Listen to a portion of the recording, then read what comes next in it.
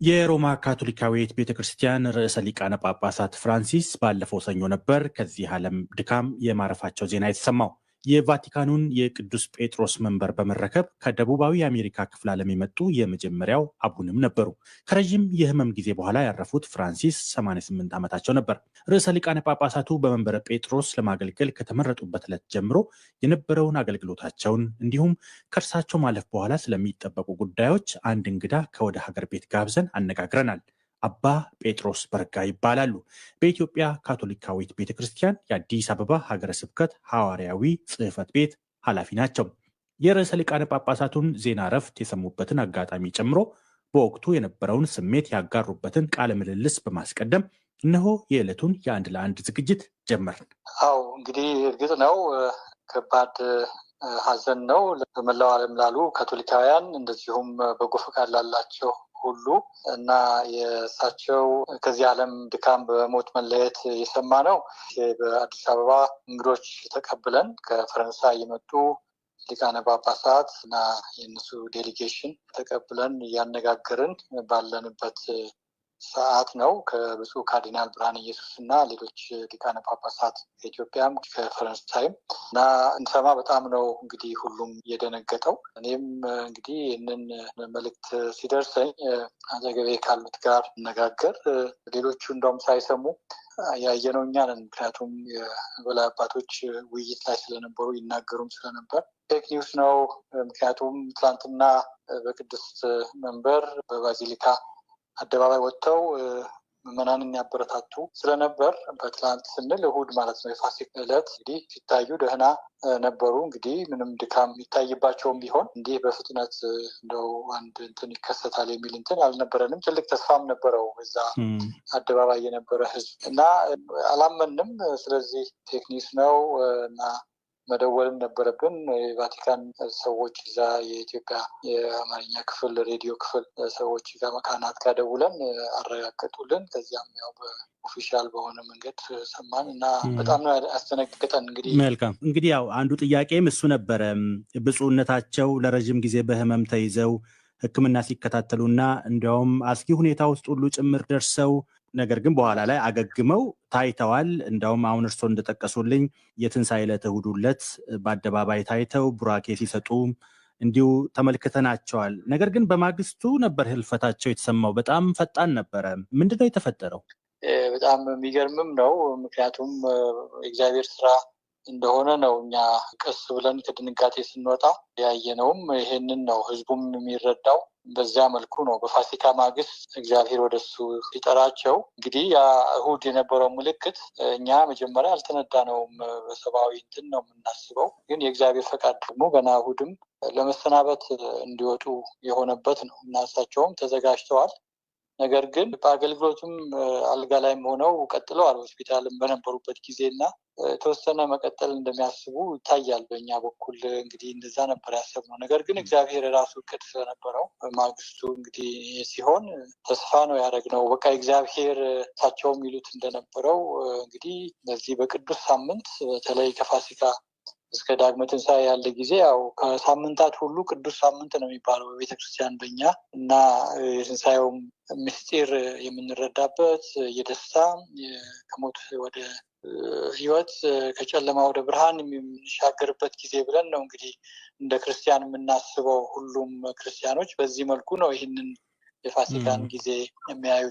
እንደው አባ ፍራንሲስ እንደው ባልሳሳት አውሮፓዊ ያልሆኑ ሁለተኛው የቫቲካን ርዕሰ ሊቃነ ጳጳሳት እንደነበሩ ነው። ከአሜሪካ ክፍለ ዓለም ደግሞ የመጀመሪያው ነበሩ። በተለይ የቫቲካን አኗኗራቸውን በተመለከተ ብዙ ሲባልላቸው ነበር። ከቀደምት ብፁዓን አባቶች የተለየ እንደነበረም እንዲሁ ይነገርላቸዋል። እንደው እስቲ ከአመጣጣቸው ጀምሮ ለእርሶ በተለይ ጎልቶ የሚታይ የነበረው ተግባራቸው የትኛው ይሆን? እንግዲህ ህይወታቸው ሁሉ ሲታይ በጣም በእግዚአብሔር ምሕረት ጥላ ስር ህይወታቸውን ያሳልፉ አገልግሎታቸውን በዚያ የቃኙ አባት ነበሩ። የጵጵስናም መሪ ቃል አድርገው የመረጡት ያው የእግዚአብሔር ምሕረት ትልቅነት የሚያሳይ ነው። ይህ ደግሞ በራሳቸው ህይወት ያዩት ነው እና ሁል ጊዜ በዚያ ለሌሎች በማሰብ የእግዚአብሔርን ምሕረት እንደ ካህን እንደ ጳጳስ ለሌሎች በማደል በሚስጥራት አማካይነት የኖሩ ናቸው። እንግዲህ ከልጅነታቸውም ጀምሮ እንግዲህ አሁን ወደኋላ ሲታይ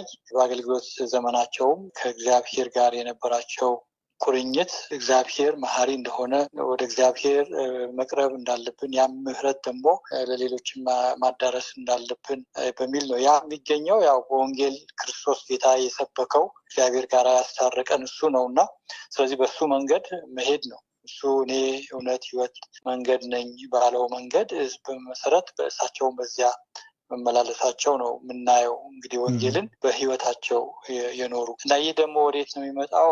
ወደ ሰዎችን ሁሉ የማገልገል በተለይ ደግሞ የተገፉት ድሆችን የማየትና እነሱን የመንከባከብ እና የእግዚአብሔር ምሕረት ለነሱ የመስበክ እና ሄዶም በመጠየቅ እንግዲህ አሁንም እንደ ርዕሰ ሊቃነ ጳጳስ ያደርጉት የነበረው እንግዲህ ከሌላው በተለየ ሁኔታ የወሰዱትም ስም በ12ኛ ክፍለ ዘመን የነበረ ቅዱስ ፍራንቺስኮስ ትልቅ ቅዱስ ነው። በዛ ጊዜ እንግዲህ የቤተክርስቲያንንም ገጽታ ለማደስ የተነሳ እግዚአብሔርን ምሕረት በተለይ ደግሞ ለድሆች ቅርብ መሆን፣ ለተገፉት ለተቸገሩት በመቆም ጠበቃ ሆኖ ድምጽ በመሆን የኖረ ቅዱስ ስም ነው የወሰዱት እና ያንን በሕይወታቸው ያኖሩ ናቸው እና ያም ደግሞ በላቲን አሜሪካ ያለውን ሁኔታ በሕይወት ዘመናቸው አይተውታል። የተገፉ የተቸገሩትን በማየት አድገዋል እና ያም ራሳቸውም ያለፉበት ስለሆነ አሁንም በዚህ ደረጃ ሲያገለግሉ ሌላ እይታ አምጥተዋል ለቤተክርስቲያንም እንደዚሁ በቫቲካን በቅዱስ መንበር። ስለዚህ ይሄ ሁሉ ተጽዕኖ አድርጎባቸዋል በሕይወታቸው።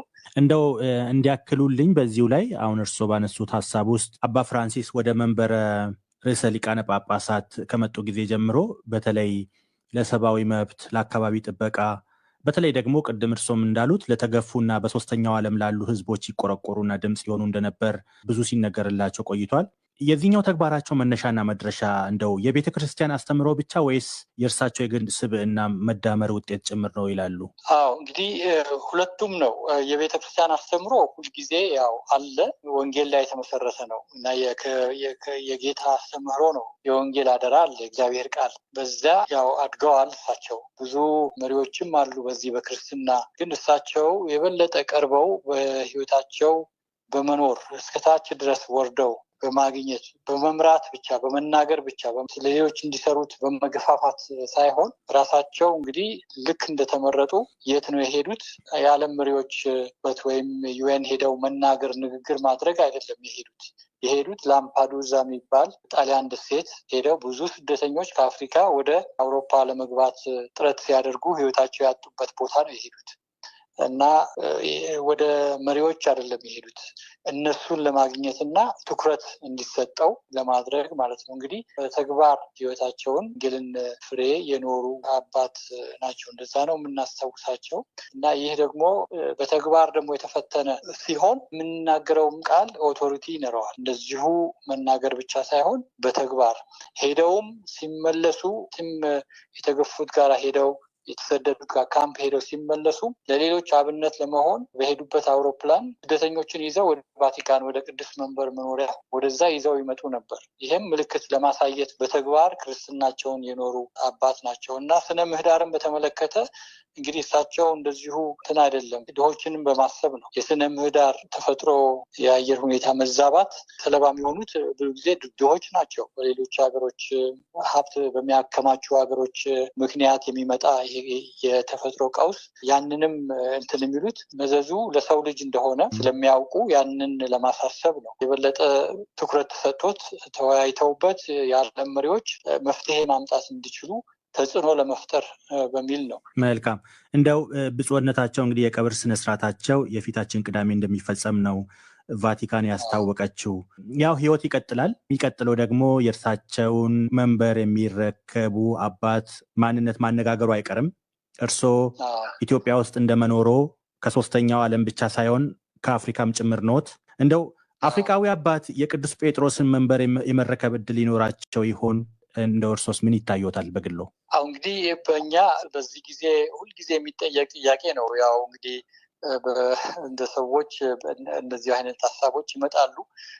ነገር ግን በእውነቱ ትልቁ ነገር በዚህ ጊዜ የምናስበው አንድ ርዕሰ ሊቃነ ጳጳስ እንግዲህ ክርስቶስን ወንጌል መስበክ የሚችሉ ከየትኛውም ኮንቲኔንት ቢሆን ነው ብለን ነው የምንጸልየው። ይሄ ለመንፈስ ቅዱስ የምንተወው ነገር ነው። ይሄ በካቶሊካውያን ዘንድ ትልቅ እንትን ነው። ከዚህ ኮንቲኔንት ነው ከዛ ኮንቲኔንት ነው የሚለው ነገር ብዙ በእውነቱ የሚታሰብ ወይ ደግሞ ገፋበት ነገር አይደለም። አፍሪካ ያሉ ካርዲናሎች አሉ፣ አባል የሆኑ መምረጥም መመረጥም የሚችሉ በዚያ በካርዲናሎች ስብስብ ወይም ኮሌጅ ውስጥ እና የማይመረጡበት ምንም ምክንያት የለም። ነገር ግን በዋናነት እንግዲህ እንደ ቤተክርስቲያንም እንደ ምርጫም ሲያደርጉ ካርዲናሎች ሁልጊዜ እንዳው ምዕመናንም ሌሎችም በሚጸልዩበት ጊዜ እግዚአብሔር ሕዝቡን ሊመራ የሚችል ከርዕሰ ሊቃነ ጳጳስ ከነዚህ ከካርዲናሎች እንዲሰጥ በሚል መንፈስ ነው የምንለምነው። በአንድ በኩል እንደ ቤተክርስቲያን አገልግሎት ስናስብ ከአፍሪካ ከተለያዩ አህጉራት ደግሞ እንደዚህ አሁን እንደ ፖፕ ፍራንሲስም እንደተመረጡት ከላቲን አሜሪካ ከሌላም ሲሆን ለቤተ ክርስቲያንም አገልግሎት ጥሩ ነው። ለምን የተለያዩ ዓለም አቀፋዊት ቤተክርስቲያን ናት። 1.4 ቢሊዮን ካቶሊካውያን አሉ ማለት በጣም ብዙ ባህሎች፣ ብዙ መንፈሳዊ ሀብታት በተለያዩ የዓለማችን ክፍሎች አሉ። እነዚህን ሀብታት ደግሞ በአመራር ደረጃ ባሉ አባቶች ደግሞ ወደ ማዕከል ሲመጣ ትልቅ ጠቀሜታ አለው እና ዓለማችንም አንድ የሚሆንበት መንገድም በዚህ አጋጣሚ ደግሞ ያመጣል። አሁን የእሳቸው የላቲን አሜሪካን መንፈሳዊነት በዚህ መንጸባረቁ በዚህ በአገልግሎት ዘመናቸው በ12 ዓመት ለካቶሊክ ቤተክርስቲያን ብቻ ሳይሆን ለክርስትና በሙሉ ትልቅ ጠቀሜታ አለው። ምክንያቱም ክርስቶስ የሚፈልገው የነበረው አንድነትን ነው። እኔ አንተ የሰጠኸኝ እነዚህን አንድ የሆኑ ዘንድ ብሎ በዮሐንስ ወንጌል በምዕራፍ 17 ቁጥር 21 ላይ ጸልየዋል። ሁሉም አንድ የሆኑ ዘንድ። ይሄ ሁሉም ክርስቲያኖች ጸሎት መሆን አለበት። ይሄ ለቅድስና የተጠራ ሕዝብ አንድ ሊሆን የሚችለው